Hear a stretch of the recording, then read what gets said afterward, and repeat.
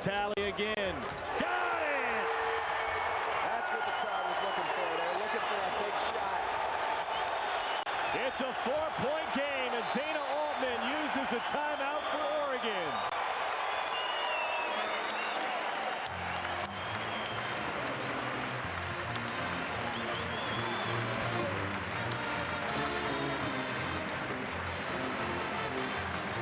With star Bo Spencer on the bench, Nebraska trying to fight its way back into this game. It's now an 11-2 run.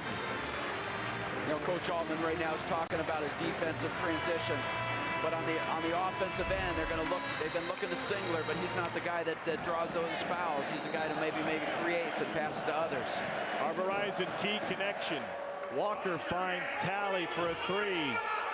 A new career high for Dylan Tally with 18 points. Yeah, you've been sensing that crowd just kind of waiting for that big shot to fall. And finally they got it. And they got plenty of time here with 4 minutes left in the game. Just a four-point game. We'll see what Oregon looks to. Singler's really not the guy that draws fouls. He's more of a finesse player looking for those jump shots. We'll see if somebody else can draw the foul. Woods lost his balance.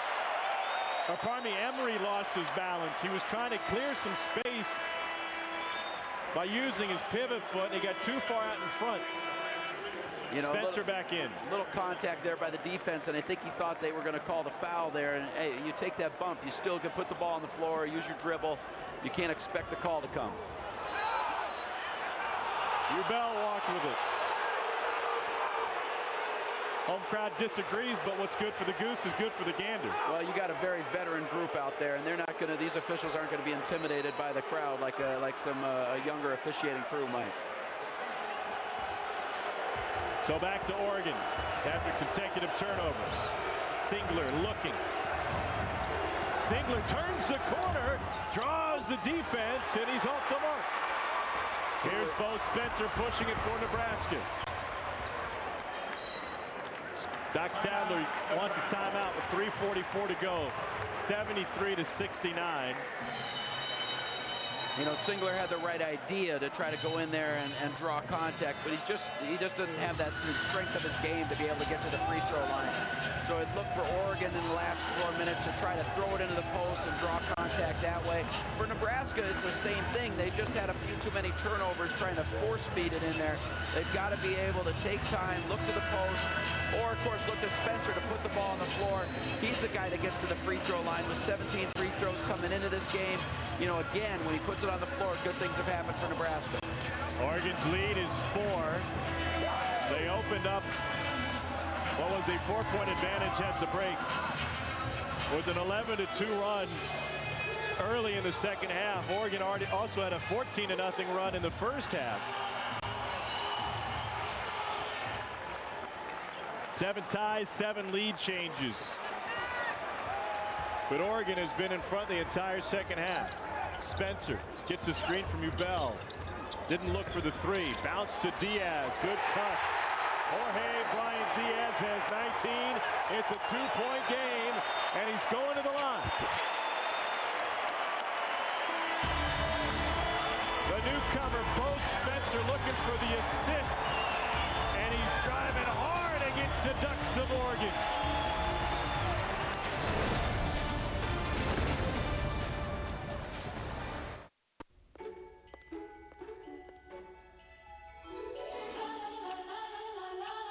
This Thursday and Friday only, get the Motorola Xoom 4G LTE for $199.99. The Revolution by LG for $49.99. And the special edition Red Droid Incredible 2 free. Our best deal of the year. The smartphones are ready, the tablets are wrapped. With special deals this Thursday and Friday only. Get the technology they love on the network they deserve. Verizon.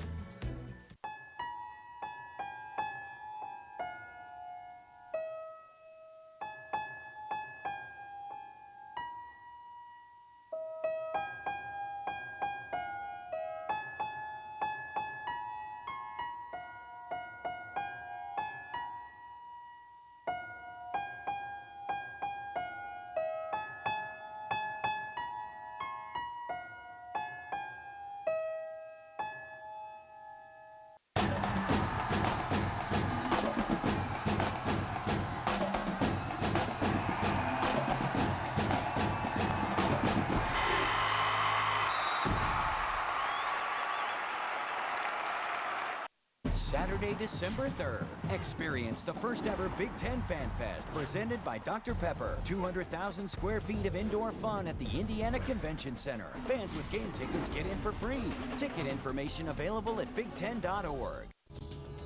Dave Refson alongside Chris Martin, Teddy Greenstein of the Chicago Tribune, Jerry DiNardo. Don't forget, immediately after basketball, we will join you for Big Ten football and beyond. Teddy will tell you where the Huskers might go bowling. We'll also tell you whether the Iowa-Nebraska game on Friday, playing Thanksgiving weekend, is a good idea. And which game do these guys find more compelling? Penn State against Wisconsin or Michigan against Ohio State? We'll see you after the game. But for now, let's go back to Lincoln. What a tremendous game here tonight from Lincoln, Nebraska. Pac-12 versus the Big Ten. And the Nebraska Cornhuskers have turned around a 15-point Oregon lead. At the 10:31 mark, the Ducks have their largest lead of the game. Since then, Nebraska has gone on an 18-5 run. You know, Nebraska really picked up the defensive intensity in those last few minutes. And Oregon on the other end, they looked like they were being a little more cautious on the offensive side. Jorge Diaz is having a whale of a game. He's now got 20 points, 8 of 11 from the floor, 4 of 5 from the line. 1 point Oregon lead. Singler, pull-up jumper, got it! E.J. Singler with the bucket, and the lead is back to 3 for Oregon. Spencer trying to get past midcourt. Big-time shot, you know, from a big-time player. You're thinking those last couple minutes that you got to have your leader step up and knock down and want the ball in his hands, and he did a good job finishing that play.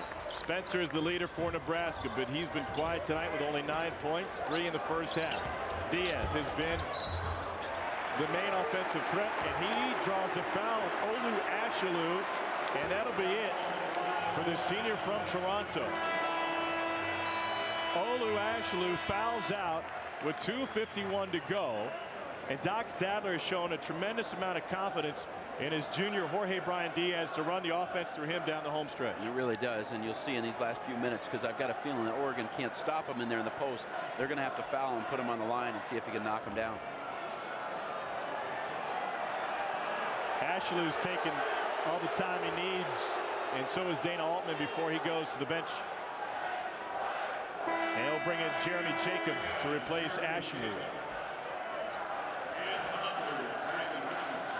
You're using that 30 seconds there to, you know, give your player that's coming in, give him a little instruction what you want out of him, both on the offense and defensive end. Jeremy Jacob got the start tonight. And Diaz misses for just the second time from the free throw line. Brandon Richardson returns. Dylan Talley takes a seat.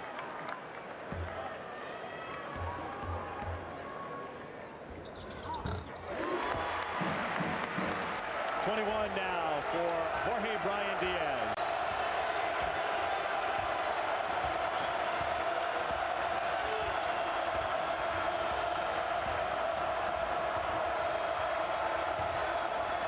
Sim got a step on Spencer, nearly walked with it, left it for Singler. Singler got caught in the air, he walked with it, and Oregon turns it over for the 12th time tonight, and it will go back to Nebraska with 2.5 minutes to go. Here you're going to watch that drive to the basket, just jumps up in the air without an idea necessarily what he was going to do on that. I'd like him to play off of both feet there and be able to kick it out if the defense, because they'd given so much emphasis on covering him, somebody was going to be open. Oregon stays with a three-quarter court pressure.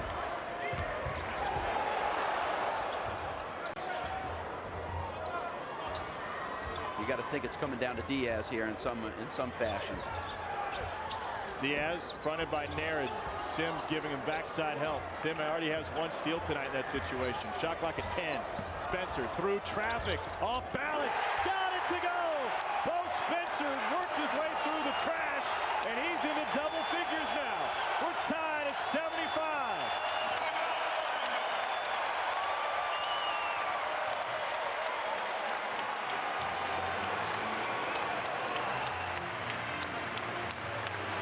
Bo Spencer will be a one-and-done guy at Nebraska after transferring in from LSU, a senior one-and-done. He sat out all of last season, and it's easy to see why the staff says that he is this team's heart and soul. You know, he hasn't been the guy most of the game, but game's on the line. Who are you going to go to? Everybody on your team knows who your best player is. You know, he takes it on his own shoulders. Take it to the basket. Doesn't settle for the jump shot. Draws a little bit of contact, but finishes it more importantly. A senior working on a sophomore.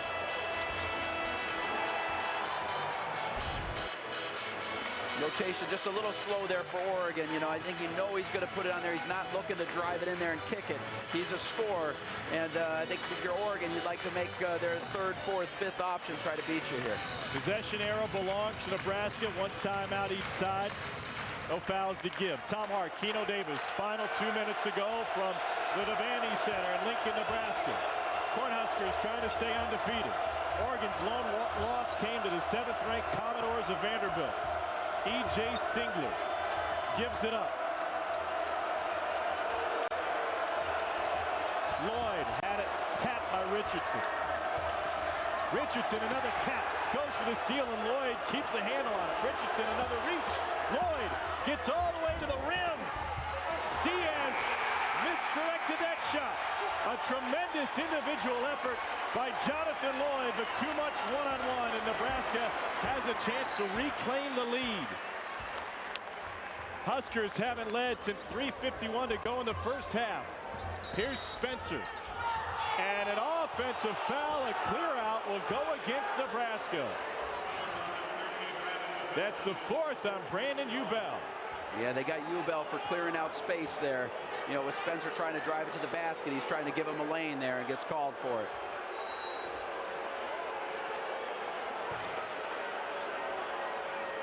Doc Sadler's team had a double overtime win against USC on their last road trip.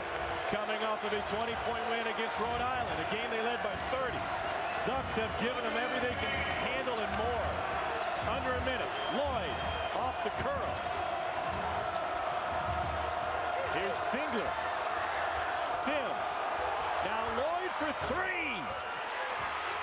And Diaz lost the rebound. Singler ripped it away. And then Richardson got caught for the reach. Just a big-time rebound by Singler, going in there and digging it out. You know, game on the line. And then strong enough to come out of there without getting it stripped from him.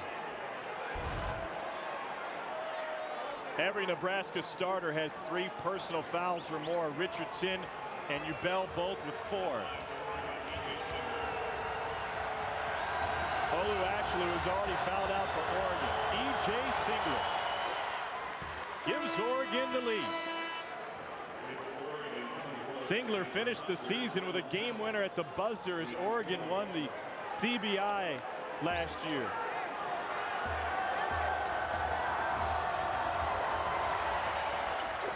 And clutch with 43 seconds on the clock here.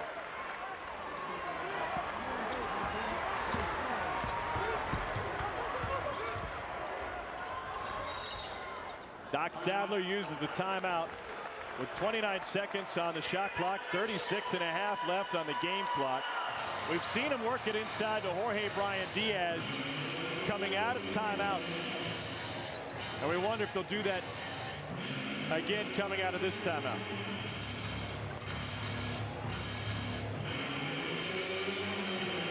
Tonight's GMC professional grade player of the game. Nebraska's Jorge Diaz, 21 points on 5 of 7 shooting and 6 boards. Would you run the offense right back through him again? Well, I would. You know, I think you're either looking at him or you're looking at Spencer driving to the basket. But what's unique here is that a lot of coaches, you know, up 2 points, like Coach Altman, would be in a man defense here and say we're not going to give up any threes. But you never know with Coach Altman. Coming out of a timeout, he might go to a zone defense to try to get Nebraska off balance, realizing, hey, you're trying to go for the win here, not go for the tie in overtime. You could think that way defensively, and that could throw Nebraska off. Oregon also has a couple of steals by fronting the post here tonight. Would you expect them to stay with that if they're going to go man? Well, definitely. I think you can't let Diaz catch the ball in the post. And if you do, if Diaz does catch the ball in the post, I think if you're Oregon, you can't let him have those little 2-3 foot shots where he's shooting about 80% from there. You'd rather foul him where he's, you know, he's a 50-60% free throw shooter on the year, and make him make both, knowing then you still have the last possession if they don't, you know, they got a 7-second differential between game clock and shot clock. So Oregon will get another possession even if Nebraska does score. Nebraska out of timeouts. Oregon has one remaining. LSU transfer Bo Spencer and the junior from Puerto Rico, Jorge Diaz, have been keys for the Huskers here in the second half. It looks like Oregon's going man defense. We'll see if they stick with it. Inbound to the backcourt and Spencer.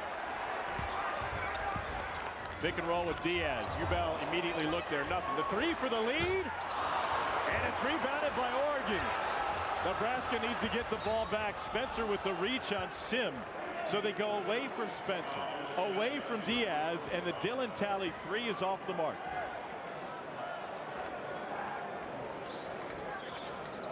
Fourth personal on Bo Spencer.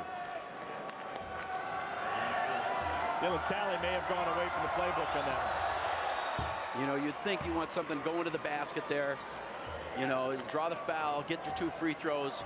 You get this game into overtime, you feel like you'd have a great shot in overtime if you were Nebraska. Sim rattles it home to make it a 2-possession game. 20th point of the game for the senior Garrett Sim. Huskers need a bucket in a hurry. Spencer will make it a 3, and that's in and out. Oregon has a chance to escape Lincoln with the upset win and take their record to 3-1 and hand Nebraska its first loss of the season. That's a 4th personal on Diaz.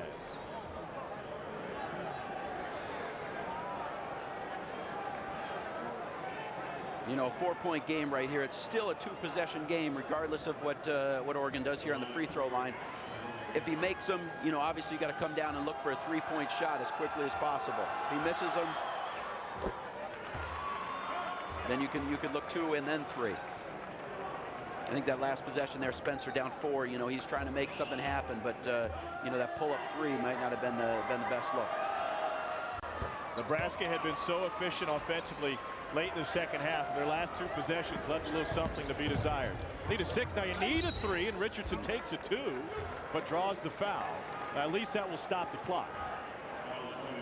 Yeah, I think that possession there, you really do need to step up and try to knock down a 3, but you know, it would have been a good play the possession before to take it to the basket and draw the foul. But strange things have been known to happen late in games. You can't ever stop playing. You know, you get a turnover, you know, a quick shot. Another one coming for Richardson. Tony Woods takes a seat on the bench. He's a Wake Forest transfer. Wake will come to town in a couple of days. Richardson tried to miss it. Tried to miss it, but it's got to hit the rim. And that was a little bit high for the rim. So now Nebraska needs a takeaway, and Singler fouled by Talley. Doc Sadler wanted a walk.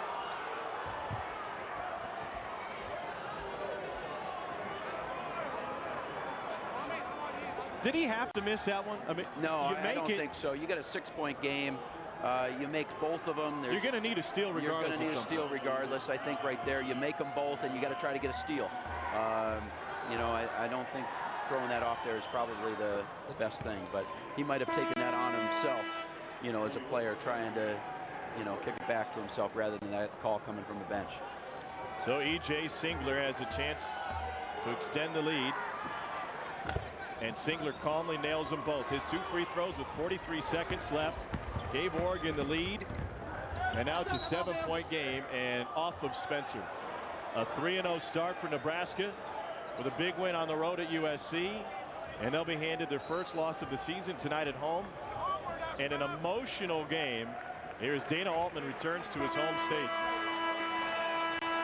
Altman runs his record of 14-13 against Nebraska all time from his time in the Big 8 with Kansas State and up the road at Creighton. Singler able to seal it from the free throw line.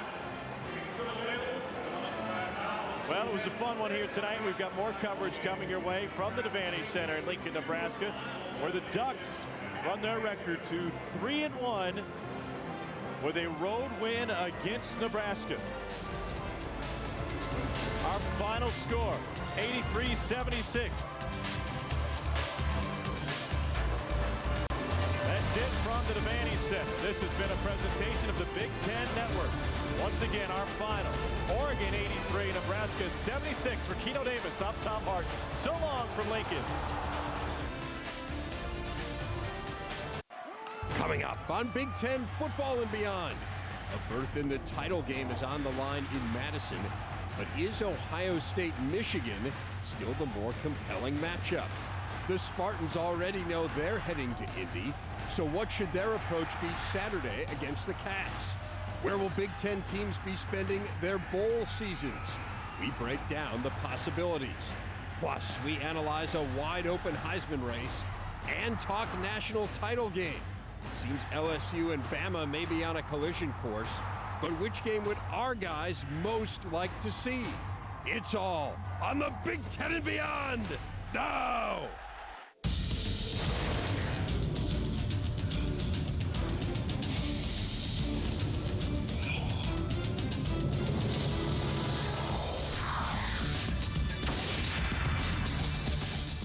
It is Big Ten Football and Beyond. Dave Revson, Chris Martin, Teddy Greenstein, the Chicago Tribune, Jerry DiNardo. Final week of the regular season upon us. Hard to believe. It's come so quickly, and it's like with each week, the momentum gets bigger and bigger. It's going to be interesting going into this weekend to see how it all unfolds. Yeah, and almost every game has some meaning because not only are teams fighting for Indy, teams are fighting for bowl spots, so that adds some intrigue. Historic weekend. 2 divisions, 12 teams. Setting up for the championship. It's going to be great. Before we get to the games, guys, let's start with a coaching rumor. Speaking, of course, of Urban Meyer, there are a lot of reports out there that he is set to take over as the head coach at Ohio State after this weekend. WKMG-TV in Orlando reporting today that Meyer has agreed in principle to become the Buckeyes head coach. The Columbus Dispatch says he'll be introduced next week. There is other media speculation out there as well. Now, for his part, Meyer released a statement saying, quote, "I have not been offered any job, nor is there a deal in place." Meyer, of course, won 2 national titles at Florida before resigning last year due to health concerns. He's an Ohio native, went to high school in Ashtabula, was an assistant at Ohio State under Earl Bruce in the 1980s. And Jerry, he is an eminently logical fit. I mean, whether or not ultimately they do decide to make an offer to him, whether they have, whether he decides to take the job, it makes sense that if, in fact, they were not to keep Luke Fickell, that he would be the guy. But how big a distraction is this for Ohio State with this floating out there? You know, I think kids know more about the business than we give them credit for sometimes. I think they take things in stride. I think the fact that it's Ohio State, Michigan helps get past the distractions. I mean, my guess is that Luke Fickell goes in front of the team and says, this is an historic game. I mean, for us to be distracted when we all can participate in one of the greatest rivalries of all of college athletics, we'd be silly. And remember this, a week ago, Penn State distracted went into Columbus and beat them. So they have an example of how a team can overcome this personal experience last Saturday. Well, you're 100% correct. I think when you look at it, the players are in tune with what's going on. You're kidding yourself if you think that's not the case. Why? Because they're plugged in online. They watch all the TV stuff, so they know what's going on.